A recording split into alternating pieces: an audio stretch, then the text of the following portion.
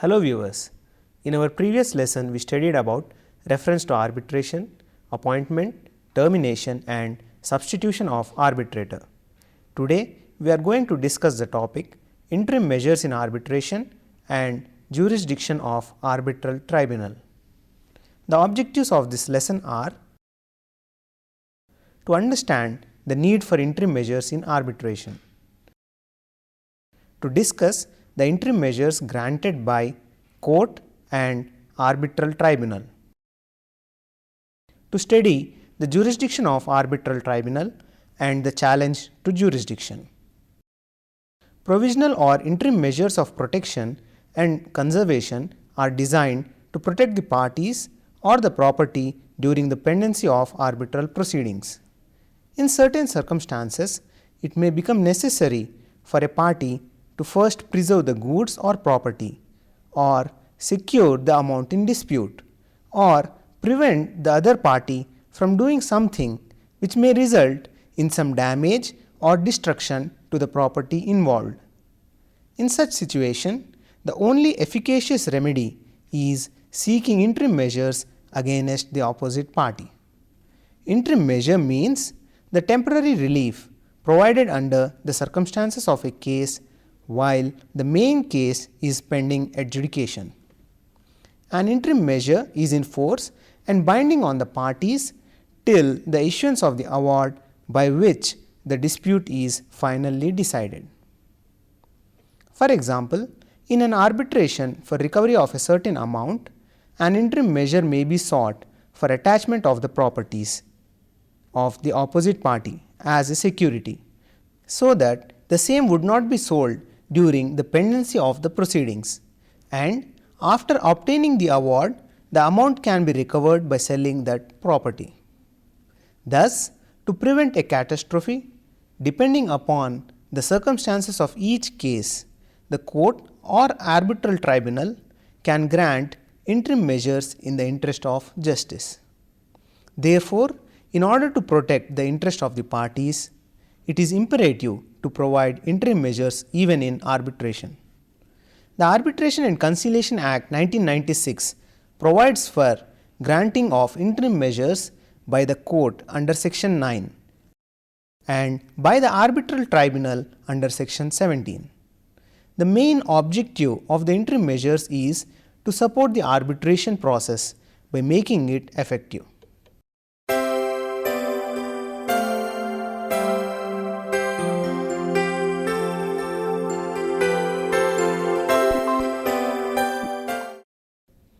We will now look at the issues for which interim measures can be granted. Under section 9 subclause 1 and under section 17 subclause 1 of the Act, upon the application of a party, the interim measures may be granted by the court or the tribunal for the appointment of a guardian for a minor or a person of unsound mind for the purpose of arbitral proceedings. For interim measure of protection in respect of the preservation, interim custody or sale of any goods which are the subject matter of the arbitration agreement, securing the amount in dispute in the arbitration, the detention, preservation or inspection of any property or thing which is the subject matter of the dispute in arbitration or as to which any question may arise therein, and authorizing for any of the aforesaid purposes any person to enter upon any land or building in the possession of any party, or authorizing any samples to be taken or any observation to be made or experiment to be tried which may be necessary or expedient for the purpose of obtaining full information or evidence. Interim injunction or the appointment of receiver may also be given as an interim measure. Apart from this, the court or tribunal may grant such other interim measure of protection as may appear to be just and convenient.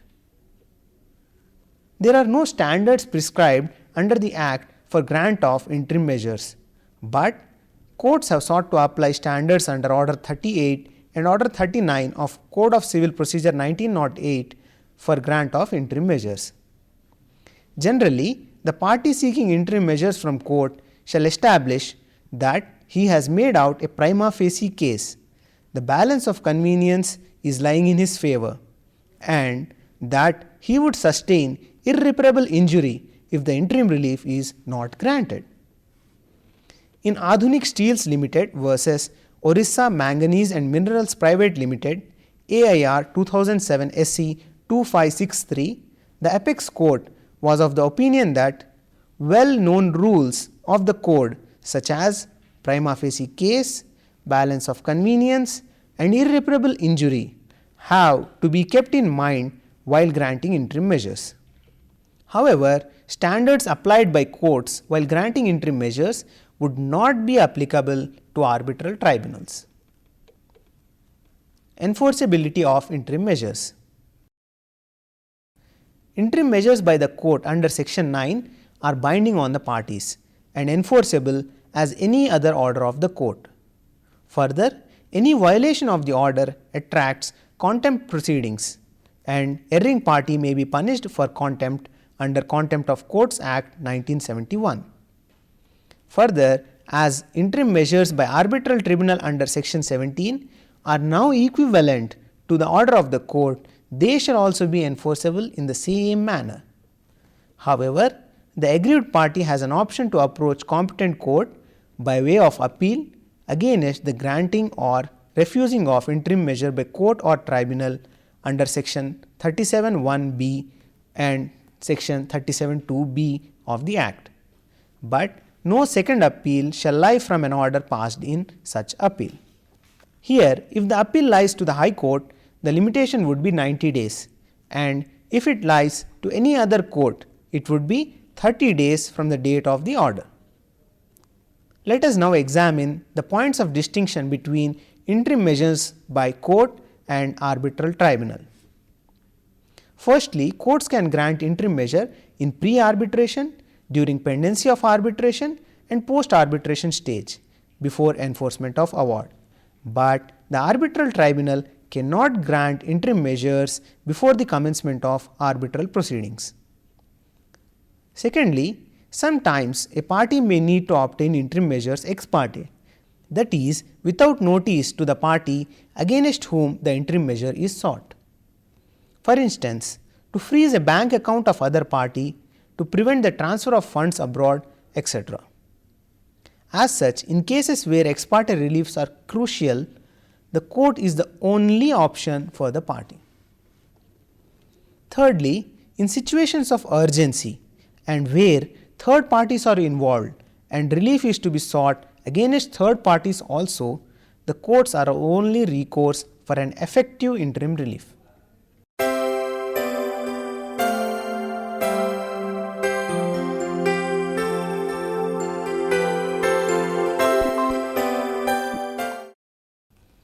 Let us first discuss the legal scheme laid down for provision of interim measures by court.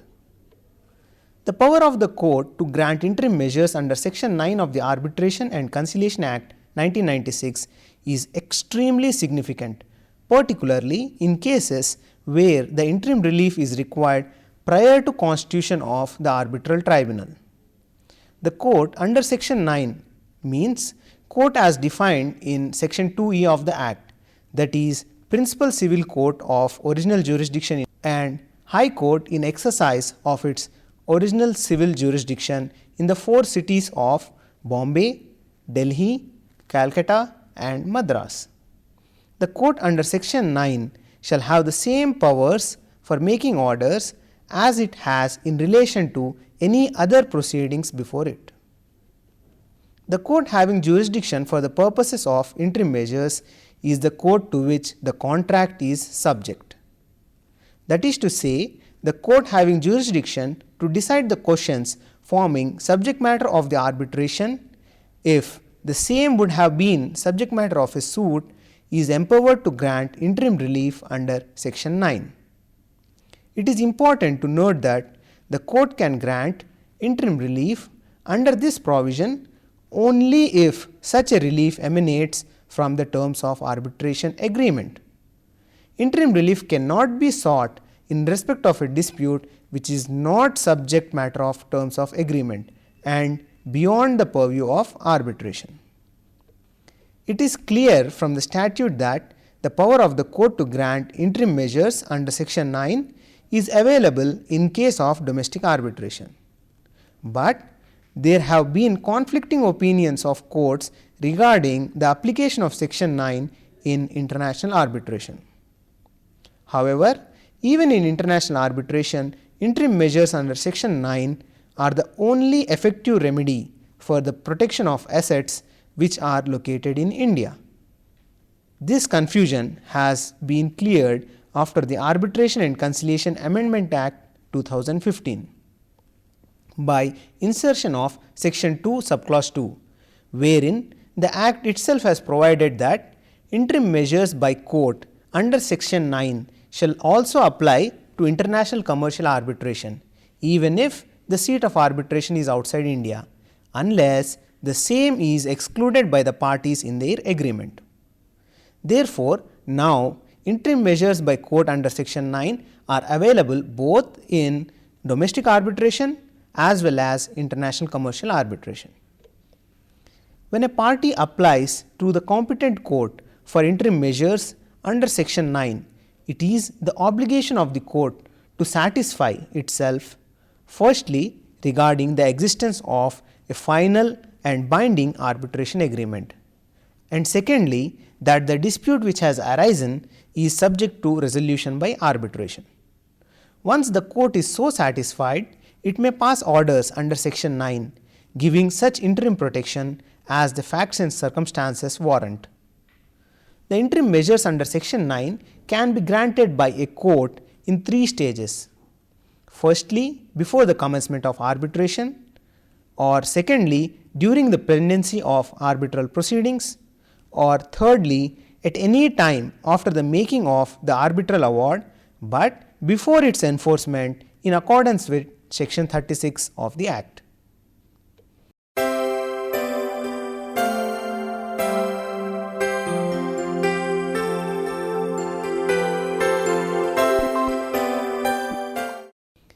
In Messrs. Sundaram Finance Limited versus Messrs. NEPC India Limited, AIR 1999 SC 565, the Supreme Court pointed out that when an application under section 9 is filed before the commencement of the arbitration proceedings, there has to be manifest intention on the part of the applicant to take recourse to arbitral proceedings, even though at the time of filing of the application the proceedings may not have commenced under section 21 of the Act.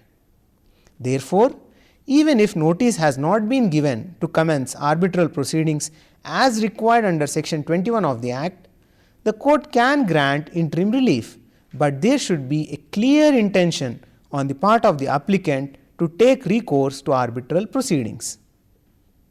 Here, it is important to note that the interim measures which are obtained by a party before the commencement of arbitral proceedings shall not be allowed to be used for delay or to vitiate the arbitration. At the time of granting such relief, the court shall take due care and direct the party to commence arbitral proceeding within reasonable period. This issue has been addressed by way of Amendment Act of 2015, wherein subsection 2 has been added to section 9, which states that if the court passes an order for interim measures before the commencement of arbitral proceedings, then the arbitral proceedings shall be commenced within 90 days from the date of such order, or within such further time as the court may determine. Further, as per subsection 3 of section 9, the court shall not entertain any application under section 9 during pendency of arbitral proceedings, unless it finds that the remedy under section 17 is not effective. As such, the exercise of power under section 9 after constitution of the tribunal has been made more onerous, and this approach is also reasonable because the tribunal is more suited to grant interim measures during the pendency of arbitration as it is dealing with the dispute, and this also avoids the delay. Let us now examine interim measures by arbitral tribunal. Section 17 of the Arbitration and Conciliation Act 1996 provides for granting of interim measures by arbitral tribunal. Prior to Amendment Act of 2015, this power was very limited compared to the Section 9 and subject to the agreement of the parties, and also its compliance was only voluntary. By way of amendment of 2015, the power of the court to grant interim measures on matters set out under Section 9 have now been extended to arbitral tribunal under Section 17. Therefore, arbitral tribunal now has the same power to make orders for interim measures as the court. Further, under Section 17 subclause 2 of the Act, an interim measure by arbitral tribunal shall be deemed to be an order of the court and shall be enforceable under the Code of Civil Procedure 1908 in the same manner as if it were an order of the court. However, the arbitral tribunal cannot grant interim measures before the commencement of arbitral proceedings, but only during the pendency of arbitration and post arbitration prior to enforcement of the award.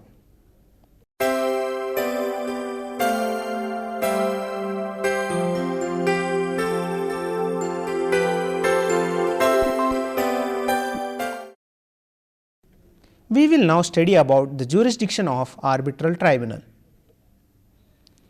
Jurisdiction means the competence of the tribunal to accept the disputes for arbitration. An arbitral tribunal may only validly resolve those disputes that the parties have agreed that it should resolve, as the arbitration is bound by the agreement of the parties. As such, the arbitral tribunal must stay within the terms of the mandates of the arbitration agreement. It is very important for the arbitral tribunal to primarily determine its jurisdiction, because subsequently an arbitral award may be set aside or refused enforcement if the award deals with a dispute not contemplated by or not falling within the terms of submission to arbitration or contains decisions on matters beyond the scope of submission to arbitration. The Arbitration and Conciliation Act 1996 under Section 16 subclause 1 has empowered the arbitral tribunal to rule on its own jurisdiction. This is known as the competence principle, whereby a legal body has competence to rule as to the extent of its own jurisdiction on an issue before it. Further, the arbitral tribunal is also competent to rule on any objection with respect to the existence or validity of the arbitration agreement. However, in Messrs. SBP and Company versus Messrs. Patel Engineering Limited and another 2005 8 SEC 618, the Supreme Court observed that if the parties had approached the court for appointment of arbitrator under Section 11, then the court has to decide the dispute as to the existence of the arbitration agreement between the parties. But when the matter has come before the arbitration directly, that is, in cases where the parties themselves have appointed the arbitrator, the question of deciding about the existence of the arbitration agreement will be decided by the arbitral tribunal itself. This ratio has also been followed in the cases of Indian Oil Corporation Limited versus Messrs. SPS Engineering Limited 2011 3 SEC 507 and Alwa Aluminium Limited Bangkok versus Gabriel India Limited 2011 1 SEC 167. According to Section 16 1A of the Act, an arbitration clause which forms part of the contract has to be treated as an agreement independent of the other terms of the contract, and a decision that the contract is null and void shall not entail ipso jure the invalidity of the arbitration clause. That is, the arbitration clause would be valid and separable from the agreement. The Supreme Court in the case of Olympus Superstructures Private Limited versus Meena Vijay Khetan 1999 5 SEC 651 held that even if the performance of the contract comes to an end on account of repudiation, frustration or breach of contract, the arbitration clause would survive for the purpose of resolution of disputes arising under or in connection with the contract. Further, in SMS Tea Estates Private Limited versus Chand Mari Tea Company Private Limited 2011 14 SEC 66, the court has pointed out that even in a case where the document containing the arbitration clause is inadmissible in evidence as it is unstamped and unregistered, the arbitration clause can be acted upon and arbitration can be conducted.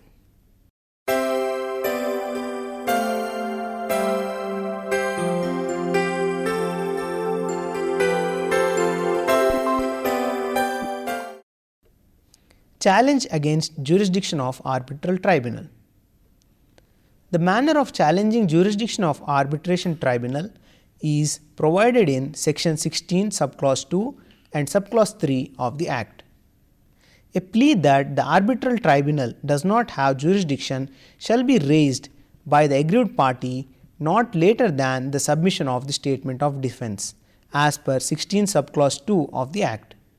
Also, the plea that the arbitral tribunal is exceeding the scope of its authority shall be raised as soon as the matter alleged to be beyond the scope of its authority is raised during the arbitral proceedings as per section 16 subclause 3 of the Act. However, the arbitral tribunal may admit a later plea of challenge during the pendency of the proceedings if it considers that the delay is justified. In Olympus Superstructures Private Limited case, the Supreme Court, emphasizing on the importance of a timely challenge, observed that if the objection to the arbitrator's jurisdiction is not raised before the arbitrator, then the same could not be permitted to be raised after the award. After a plea against the jurisdiction is raised, the arbitral tribunal may either accept it or reject it. In case the arbitral tribunal refuses to accept the plea, then by virtue of section 16 subclause 5, the tribunal shall continue with the arbitral proceedings and make an arbitral award. The party aggrieved by such arbitral award may make an application for setting aside such award in accordance with section 34 of the Act. On the other hand, if the arbitral tribunal accepts the plea of lack of jurisdiction, then the party affected by such a decision can appeal against the decision of the tribunal in the competent court under section 37 subclause 2 subclause A of the Act. Interestingly, in the case of Lexicon Finance Limited Unit number 2 Mumbai versus Union of India, the constitutionality of the section 16 subclause 5 was challenged on the ground that the aggrieved party is left without any effective remedy except to go through the entire arbitration process.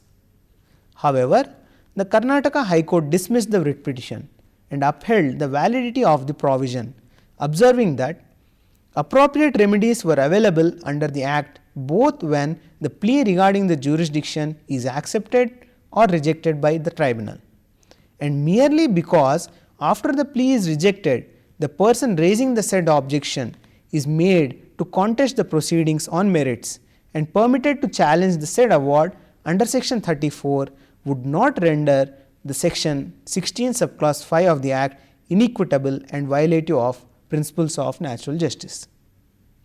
Viewers, in this lesson, we have understood about the significance of interim measures in arbitration, the procedure for obtaining interim measures. We have also discussed regarding the jurisdiction of the arbitral tribunal with relevant case laws. Hope you enjoyed this lesson. Thank you.